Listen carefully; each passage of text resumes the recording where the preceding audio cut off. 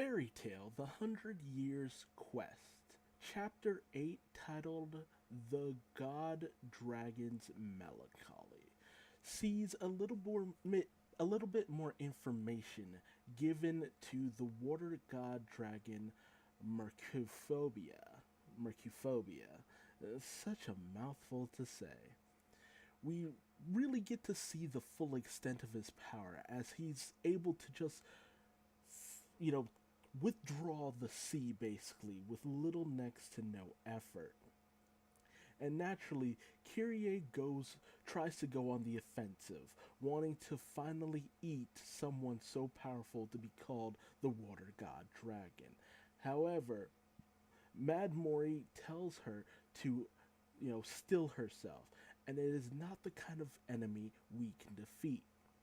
However, Kyrie is more than up to the challenge. However, they start to kind of turn to ash before they can act. Kyrie says this is the work of Sakarion, who is the guild leader of the Dragon Eaters.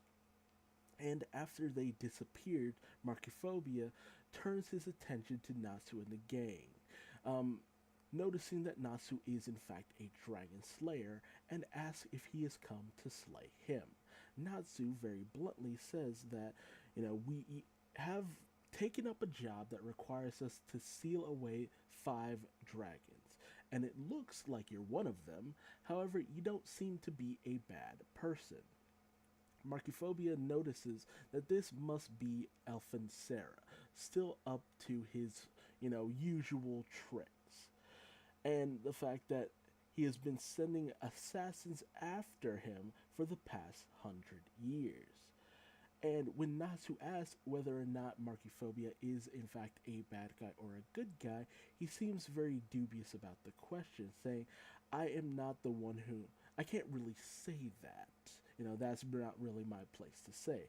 But he states that he does not have any animosity towards them at the moment, which kind of gets them to kind of back down a little bit because they're just like, well, he doesn't seem to be a bad person or someone that we need to actually fight. However, Marcophobia is like, no, you should seal me. I am someone to be sealed. However, he, spirits them away to his underwater palace in order to talk with them further. And he also gives introduction to a young girl that he took in named Carmelia, who has a bit of a interesting relationship with Marcophobia, where it's just she acts as his a bit like his retainer. And when he wants a little bit of privacy with his guests, she seems to be very, she wants to be around him at all times. She wants to, make sure that these people aren't going to pull anything while they're there. Just stuff of that nature. She's very protective and clingy towards him. However, Marcophobia gives them the grand tour of the underwater farm that they have for fruits and vegetables that are distributed amongst the people, the medical unit where everyone can be treated, and a watchtower to, rescue people who have been lost in shipwrecks. And, the gang starts to kind of break down a little bit. It's just like, wow, you've set all this up? You must be a truly good person. And Happy's like, you're not a monster and you're not a disaster. You're truly a good person. And Marcophobia's like, no, that's not true. In the past, I have killed many humans.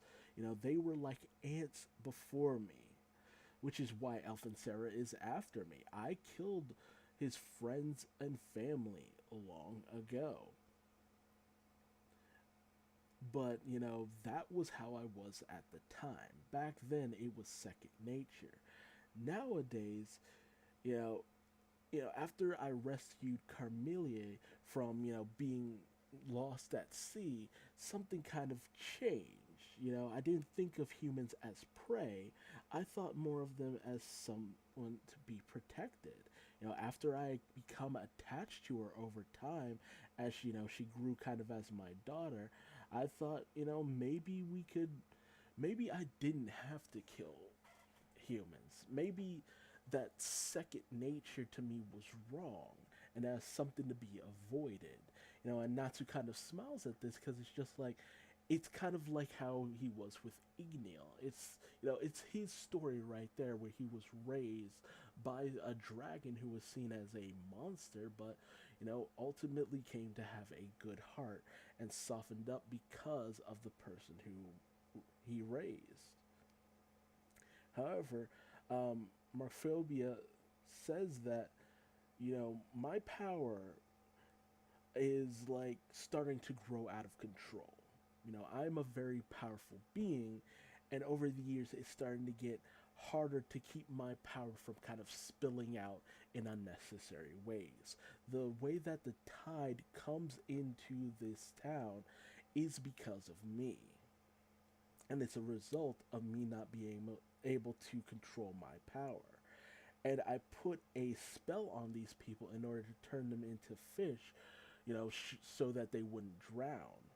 And when Gray asks why the people of the city don't just simply leave instead of being turned into fish every night, he says that over time my misdeeds in the past were seen as miracles, things to be worshipped. They became worshippers in the worst kind of way, mostly like people who would sacrifice innocence to a god in order to appease them.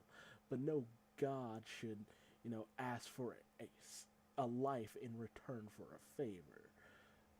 You shouldn't be praying to a god like that. And with this religion that they've all set up around him, they wouldn't leave so easily. They're very devout in their faith despite his protests.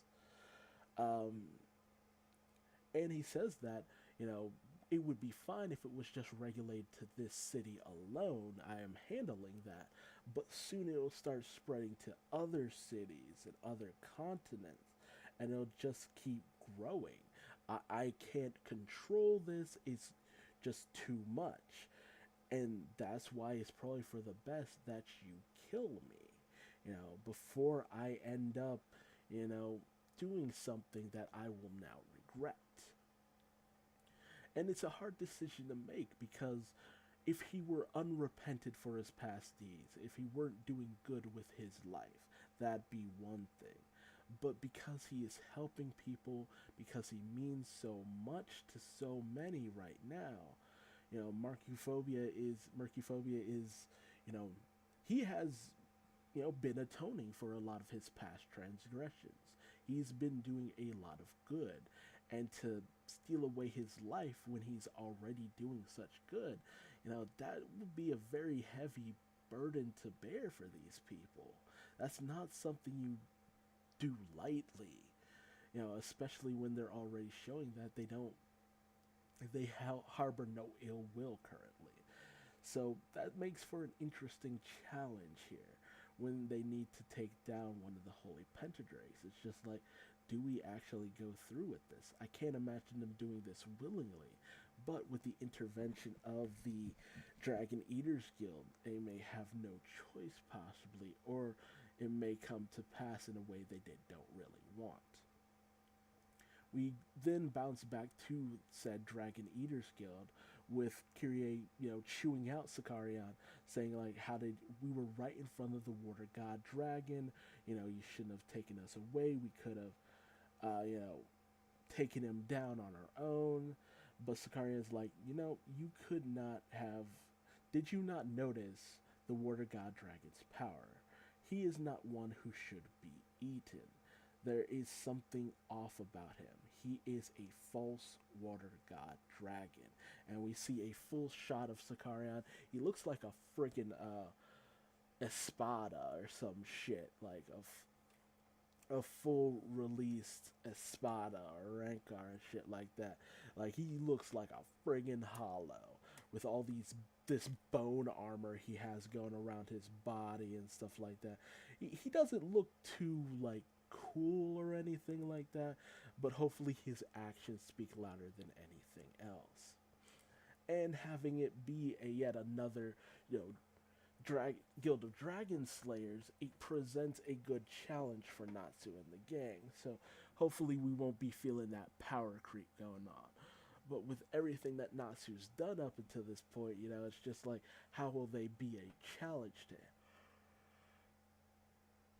Luckily, Natsu hasn't been portrayed as completely all powerful towards the end of the series, so that's a plus. So it'll be interesting to see where things go from here on out. But tell me your thoughts in the comment section below. What do you think about Mercophobia, and the fact that he has been doing good in his life up until now? Do you think they will ultimately have to kill him? Will he die another way? Will he end up living on? Where do you think it'll go from here? And what do you think about the Dragon Eaters Guild? What do you think about Sicarion? Do you think he looks cool, or do you think he looks a little lame? And, are you excited for more Fairy Tail? Have you been enjoying it up until this point? And leave me a like if you liked what I had to say in this video, or dislike if you didn't, and subscribe for more Fairy Tail, because it only gets more interesting from here.